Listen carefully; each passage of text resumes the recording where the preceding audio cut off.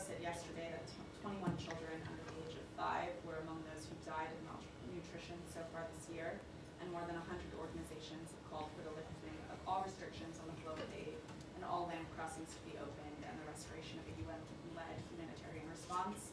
Given this decision today, is the U.S. considering any other steps to increase the flow of aid to Gaza? Are you talking with Israel about them taking any other steps? How do you move forward on the aid? Well, look, ultimately what we have seen us do is the delivery of close to 90 million meals into Gaza during a war zone. The ability to deliver that aid in a way where it is not being looted by Hamas. That is what we have seen. We are, of course, aware, and of course we want to see end the devastation that has taken place in Gaza. That's why we have seen this commitment to get aid to the people who need it in a way where it is not weaponized by Hamas. That commitment remains. It is a commitment from President Trump and Secretary Rubio. That is why we have supported the Gaza Humanitarian Foundation. That is why we continue supporting the Gaza Humanitarian Foundation. That is why we've seen those 90 million meals being distributed. And that commitment, again, to making sure that aid is reaching the people of Gaza that need it. And the first victims of Hamas being the people of Gaza, as is demonstrated once again here. Is the Gaza Humanitarian Foundation a sufficient mechanism for delivering aid to Gaza? I mean, people are still starving to death. Is that enough in the U.S. opinion? Well, as spokesperson Tammy Bruce has said from this podium before, it is never enough in a war zone. It is never enough. That is why we're committed to trying to get as much aid in as possible. That is why we worked for that ceasefire, because of what we are seeing.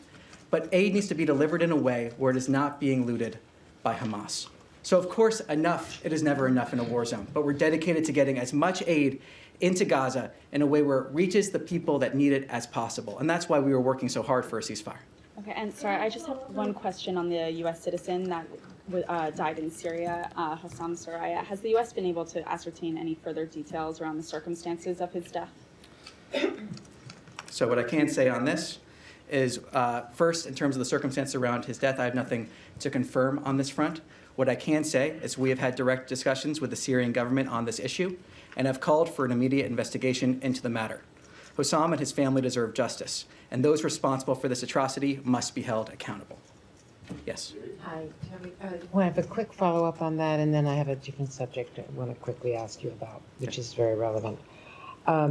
Doctors Without Borders, internationally known and working with the U.S. for decades, is urgently calling for help beyond the foundation, because 1 in 4 young children and pregnant women, they say, are malnourished, and that it is a policy of starvation. Acknowledging 90 million meals and the progress, quote unquote, but there is a whole area of Gaza that is not being served by that. People can't get to it. It's only in one region, in the south. And internationally, 28 countries, hundreds of aid organizations are calling for something more than that. There's been some acknowledgement from U.S. officials as well that there's real starvation. So is there any, now that the talks have collapsed and so that there's no immediate ceasefire that might relieve the pressure, is there any alternative that the State Department would begin looking at? And then I have just one other follow-up. Well, a couple points. First, it is progress to see 90 million meals. That is, yes, and that is progress, and I think it is worth applauding, especially given the circumstances under which those meals were able to be delivered.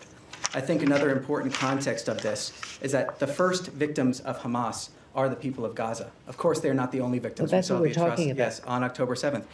The atrocities that we saw there, many victims of Hamas. We remain dedicated to getting aid into Gaza to the people that actually need it, and we've called from this podium other entities to step up and working through this mechanism in order to deliver aid to the people of Gaza without it being subject to looting by Hamas. Well, they're volunteering, but they can't get past the border. That's the problem. We're calling for conversations with the Gaza Humanitarian Foundation, with under entities, through this mechanism. We've seen the food being delivered. It's also fuel for the hospitals, where the incubators are now taking multiple children. We are incredibly aware of the humanitarian catastrophe that is happening there. That is the dedication you have seen from the President, the dedication you've seen from Secretary Rubio. Every single day, we have conversations here at the State Department. Every single briefing, we have conversations here about getting aid into Gaza. It is a dedication of this administration. That's why we've seen the 90 million meals the support of that effort from this administration. So, of course, we want to see as much aid getting into Gaza as possible in a way that is not being looted by Hamas.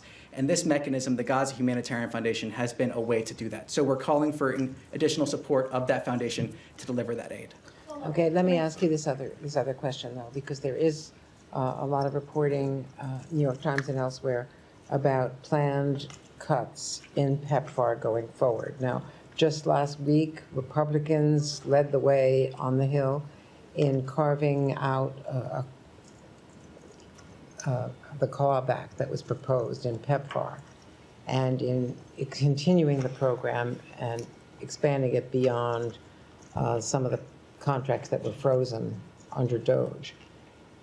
Can you give us an update, a status update on where the State Department's thinking is on PEPFAR going forward? Well, Secretary Rubio has stated that PEPFAR is an important and life-saving program that will continue. That dedication continues. That has been clear from the Secretary. The Secretary has made that clear. I will take a step back when we're talking about aid programs in general. Part of the new vision of this administration when it comes to aid is looking at recipients of aid, or at least the communities, as allies and partners, not those that are dependent on this aid. And in the long term, working towards a scenario where we have the same needs being provided by local partners or other entities is part of that long-term effort when we're talking about aid in general. So PEPFAR, though, now is an important and life-saving program that will continue. Secretary Rubio has made that clear. And just to quickly follow up, some countries have moved towards taking ownership, South Africa, for instance, countries that are capable, but in conflict zones like Haiti, like Sudan, like Southern Sudan, like Somalia, and several other countries involved. Is there a plan to continue it until countries can stand on their own 2 feet? Well, look, what I can say now is that PEPFAR, as I just said, that important and life-saving program that will continue. That's what our policy currently is here. Again, talking about that longer term, when we're talking about aid in general, is when we're talking about those local institutions being able to fulfill a lot of those needs, looking at people as trade and allies, not as those that are dependent on aid. That's a broader aid vision that is from this administration, but when it comes to PEPFAR, as I said, that it will continue. Syria, Tommy? Yes. Thanks, Tommy. The United Nations Security Council yesterday, the US was isolated in its position when it comes to the humanitarian situation in Gaza, support for the GHF. We've had the UK Prime Minister in the last hour saying the situation in Gaza is unspeakable and indefensible. We've had more than 100 humanitarian aid agencies saying that this system is creating the conditions of starvation. You have desperate Israeli hostage families who've been for weeks pleading with the Prime Minister of their country to do this deal. The US is the only power that has the leverage and the pressure to try and make that happen from the Israeli side. There is clearly a gap between Israel and Hamas. It's been there for a long time. And there are Israeli families who will say that this is quibbling over a few meters of territory in Gaza. This is quibbling over the number of Palestinian prisoners to be released.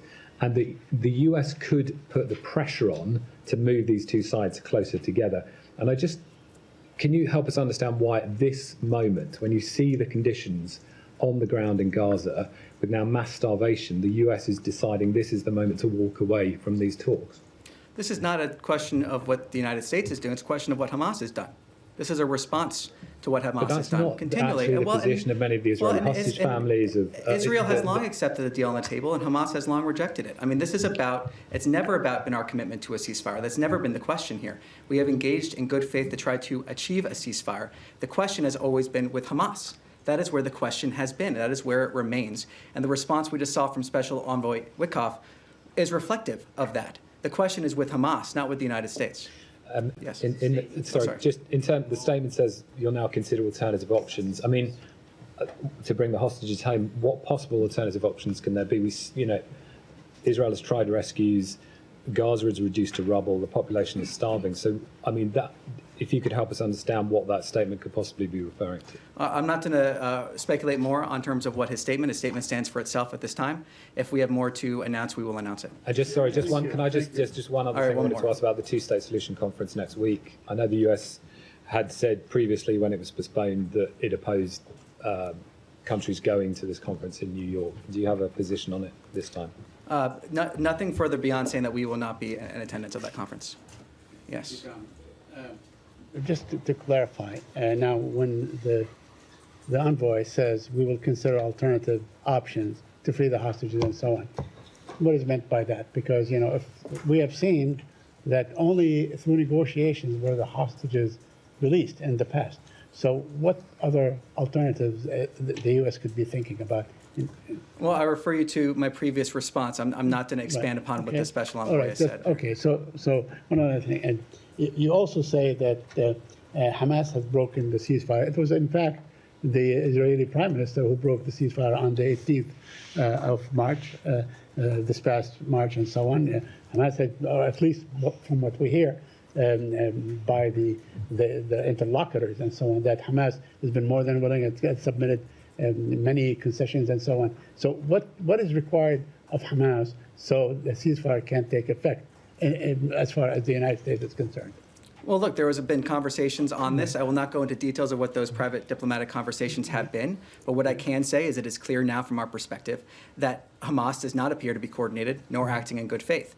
We have approached these conversations with good faith, as has been evident by our comments from this podium and other places, and it is clear now that Hamas has not been acting that way. And lastly, yes. just lastly, according to news reports and so on, the sticking point was actually the actual entry of aid to Gaza. They apparently did not agree on that. Is that really what broke finally, what forced the United States team to pull out, or because they want to maintain this GHF method of allowing aid into Gaza? Look, what I can say is what spokesperson Bruce spoke to just on Tuesday, that discussions of the humanitarian situation in Gaza were part of this, and our effort was to try to get those humanitarian corridors in there. That has been a clear effort by this administration, as spokesperson Bruce described.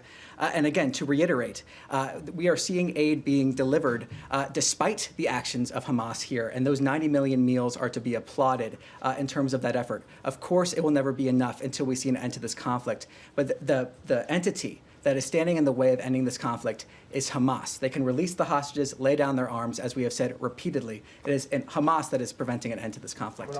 Yes. Tommy, few Middle East questions for you. Number one, with the Special Envoy Witkoff's statement, said there's a lack of coordination. Hamas is not coordinated. Can you expand on that? Is it trouble reaching the appropriate leaders? Is it an unclear chain of command? I mean, where is the lack of coordination coming in? I'm not going to expand on his statement at this time. So, yes. Second question. Can you give us an update on Tom Barak's dealings today, reportedly meeting with Syrian and Israeli officials? Any status update? I have nothing specific to preview for you, but what I can say is he has, of course, been in communication, as has the Secretary, with all sides for many days now, and those efforts continue. Last question for you. Hopefully I'll drag an answer out of you on this one. I asked in Tuesday's briefing about why Secretary Rubio is not pushing harder for the extradition of Ahlam Tamimi from Jordan. I was given a written answer by the State Department on that yesterday after you guys took it back. Basically said we continue to impress upon the government of Jordan to bring her to justice. President Trump said on day one, his executive order, American citizens come first in American foreign policy, American citizens. Secretary Rubio put out his 3 questions. Every dollar spent, every program has to answer in the affirmative one of 3 questions. Does it make America safer? Does it make America stronger? Does it make America more prosperous? I'm sure you have these memorized by heart. $1.5 billion of foreign aid to Jordan. How is it conceivable that Tamimi is still there and any of that falls under these dictates of what American foreign policy is supposed to be, with 3 dead Americans in Tamimi's hands? Well, on your first point, I mean, to reiterate what we provided to you, the United States has continually emphasized to the government of Georgia the importance of holding Ahlam al-Tamimi, the convicted terrorist released by Israel in a 2011 prisoner swap, accountable in a U.S. court for her admitted role in a 2001 bombing in Jerusalem that killed 15 people, including 3 Americans. The United States continues to impress upon the government of Jordan that Tamimi is a brutal murderer who should be brought to justice. It's not working. Well, and on the point in terms of our foreign policy, the president has made clear, the secretary has made clear through their actions that America is coming first. We've seen that with the Americans that have been brought home. We see that with the pursuit of peace around the region. We see that with a policy that is about strengthening our industrial base and making sure that we are advancing those interests wherever possible. We are continually emphasizing to the government of Jordan the importance of this issue, though in terms of the three that you mentioned, safer, stronger, more prosperous. Those are not slogans here. They are actions. Those are North Stars that we fulfill every single day to the best of our ability, making sure we're advancing the interests of the American people in absolutely, in absolutely every single way that we can. Yes. Hi, thank you. I just want to follow up on Gaza. Sorry, you want to go? Would that be okay? Yeah, Thank sure. you so much. Yeah, Hi, sorry, I'm I Abigail. signaled she was next there, so I wanted to follow up, but I'll go after. Thank you so much. Abigail Houseland, Financial Times. So I know, to go back to Gaza, I know you all have said repeatedly that the situation and starvation that we're seeing is because Hamas is blocking progress, or you've said because the UN organizations aren't willing to work within the framework of GHF and then that Israel has set for aid distribution. We all acknowledge, obviously, that Israel controls Gaza's borders completely, and it is limiting food to the population because Hamas has not agreed to its terms. I know this question has been asked in many different ways. I'm going to try this way. To be clear, is the U.S. government okay with Israel allowing children and adult civilians to starve so long as Hamas and the UN refuse to play by Israel's rules for aid distribution? I reject the premise of that question in terms of how that was set up.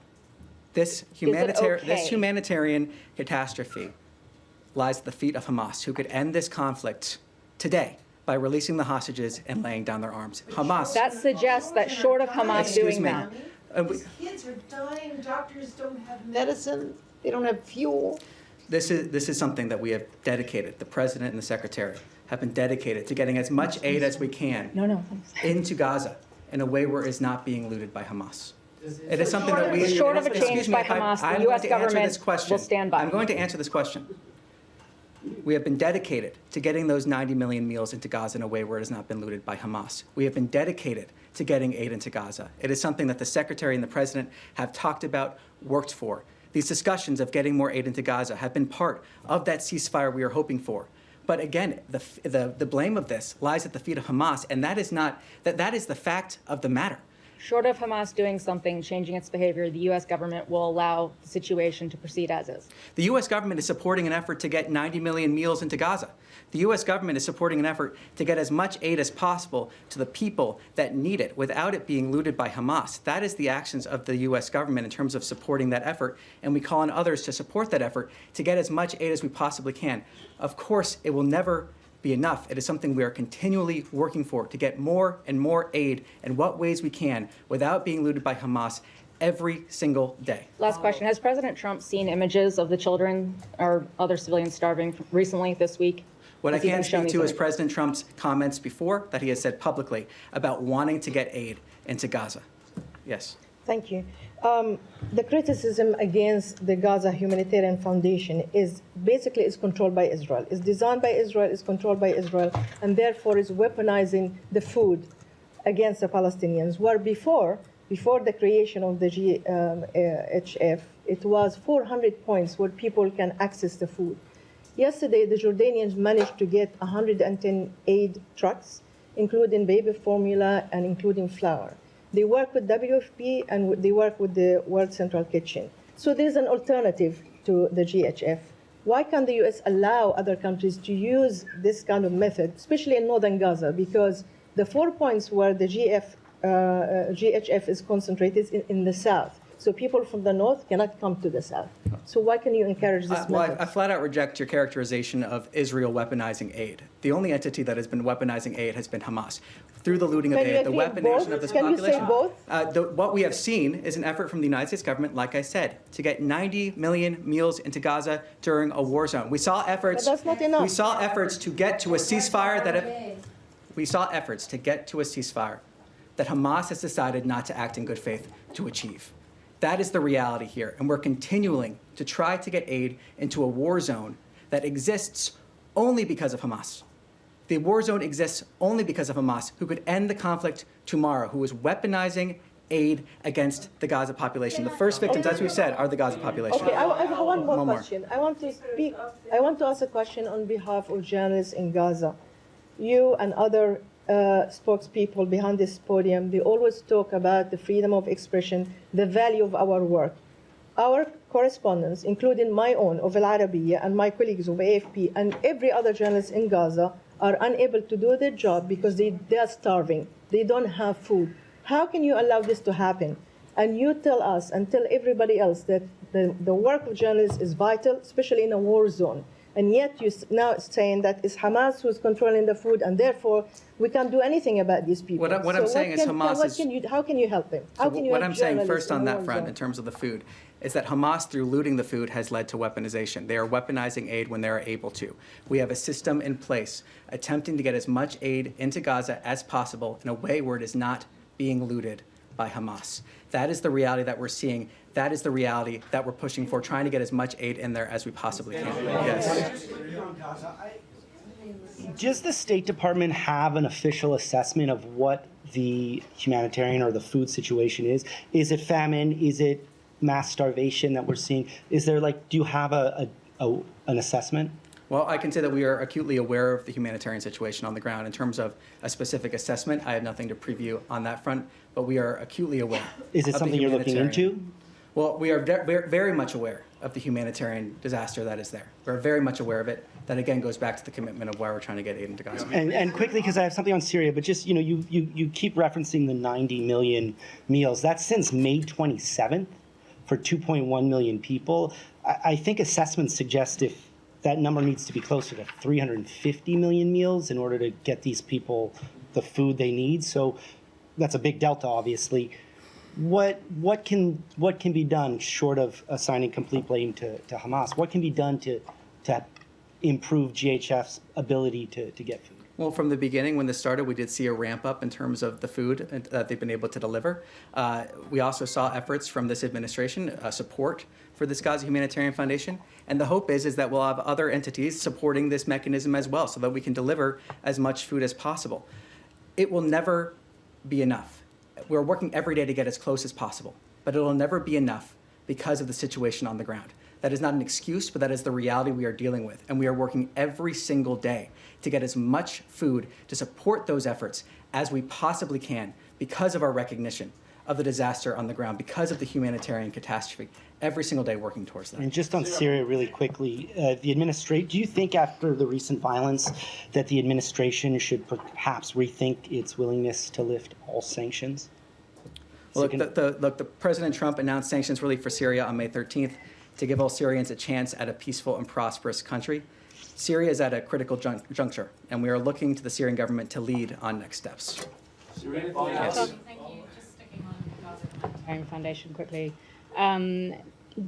Are you able to say whether you know whether the Gaza Humanitarian Foundation distributes food that is high nutrient, high protein, the food that is needed for children in particular that have now reached starvation point? Can you confirm whether the US government knows whether that type of food is being distributed by this organization that you have said a few weeks ago the US government is now going to support? Well, I know that we have details in terms of what food they're providing. Let me take that back to get you the exact details on that. I just want to check because you're reiterating 90 million meals. Is the US government aware of any mechanism that is being used by the Gaza Humanitarian Foundation to make sure any of those meals are getting to those that are now at the starvation point, to make sure that it is actually finding its way to the hospitals, to the most critical children that need it? Do you have any oversight on that? Does the organization have any control over that? Because it sounds like they only have control over their distribution sites, and once the food leaves, that's it. There's no way of telling where that goes. Well, in terms of the details, in terms of after at least distribution sites, I'll take that back and see if we can get more details on that. Thank you. Yes. Yep. Just to switch topics to Ukraine, do you have any reaction to the talks in Istanbul? And it doesn't seem like there was any much progress. And separately, do you have the Russians reached out to you or offered any response to President Trump's 50-day ultimatum? Well, nothing to preview in terms of that second question. On your first, we are aware that a third round of direct talks took place between the two parties. We support continued calls for a full unconditional ceasefire, Ukraine's continued calls for a full unconditional ceasefire, including the complete halt of all strikes on civilian and critical infrastructure. And we welcome the news that Russia and Ukraine agreed on a further exchange of prisoners, particularly the severely ill and wounded. So do you see it as progress, as these talks? Well, what I can say is we continue to encourage direct talks between Russia and Ukraine in pursuit of a comprehensive ceasefire and eventually a negotiated peace settlement. I mean, just to follow up on that, the fact that there was no ceasefire on the table and it also was overshadowed by Russian attacks, was it a missed opportunity in your opinion? Well, look, the president has been clear many times about how he views certain actions by Russia, especially over recent weeks. He has been very clear on that, very transparent on that. He's also been clear that we want to see the parties continue those direct talks to reach that ceasefire, that comprehensive ceasefire, and eventually that negotiated peace settlement. Beyond that, I have nothing further to add. Thanks, Tommy. Also, I also want to get your reaction to the latest reports about China supplying Russia with drone engines under different names. What kind of reaction does it invite from you guys? Well, let me take your question back and see if we can get more details there. But in the meantime, refer you to some similar comments from this podium. If I may put in one more topic, I asked you a couple of days ago about Azerbaijan and Armenia. The president said that he achieved some magic. Can you please unpack for us? Well, at this point, I have nothing to preview. We'll see if we're able, when we have something to announce, we'll announce it. Thank you. That's all for today. Thank you very much.